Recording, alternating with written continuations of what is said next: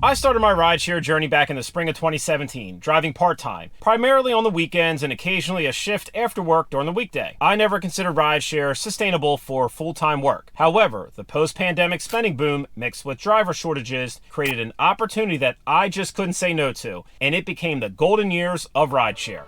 I love gold! So late in 2021, during the time of the Great Resignation, I quit my job in the corporate world and started driving rideshare full-time.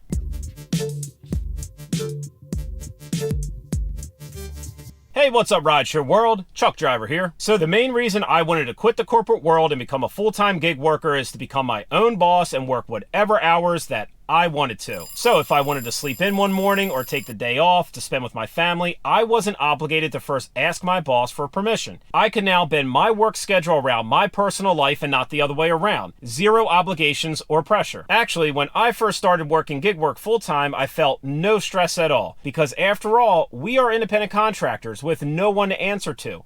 So I just woke up and worked the gig apps without feeling any pressure for the first time in my life. No crazy deadlines to meet, no boss to impress, no coworkers that I'm forced to get along with, no scheduling conflicts. I just woke up every single morning and worked on my own terms. And this worked for me for quite some time. And I think the most satisfying thing for me personally, and probably for all you other full-time gig workers, especially rideshare drivers, is that we get to do whatever we want, whenever we want, every single day, and don't have to ask for permission. While this doesn't come without consequences, as being an independent contractor and working for yourself has its own stressors, like being fully responsible for your success without any safety nets and needing to be fully self-aware and self-driven to pay your own bills. However, working for yourself does eliminate certain miseries, like being micromanaged by your boss, having to follow your company's work schedule, having a capped salary, and asking permission to do things like take a day off and to leave work early. Simply knowing that I can set my own schedule and hours every day of every week without prior approval to work around my own personal priorities feels like freedom and relieves a lot of stressors. They may take our lives,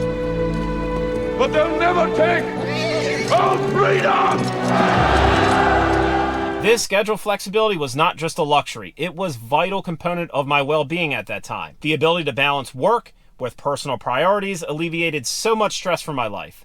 Again, it felt like freedom from the shackles of working 2 decades in the corporate world. And you can achieve this freedom by paying off your debt and keeping your monthly expenses low. This is exactly how I achieved my goal of being a full-time gig worker for over 2.5 years. This autonomy of working for myself opened up numerous opportunities for growth and exploration. For example, I listened to podcasts and YouTube videos while delivering Amazon Flex packages, and even started my own YouTube channel. However, eventually I did get back into the corporate world, and now I only drive rideshare and work other gig apps part-time. I am officially back to being a weekend warrior. However, that 2.5-year reprieve from a 9-to-5 job in the corporate world was exactly what I needed to grow as an individual. Now, I'm not advocating that everyone quit their job and start driving for rideshare. That's the complete opposite of what I'm trying to pitch here, because making money with gig apps is now harder than ever. My point is that when people laugh at you for driving rideshare or delivering for Amazon Flex or other apps, whether it be full-time or part-time, it's essential to understand that you are embracing a flexible lifestyle that people envy.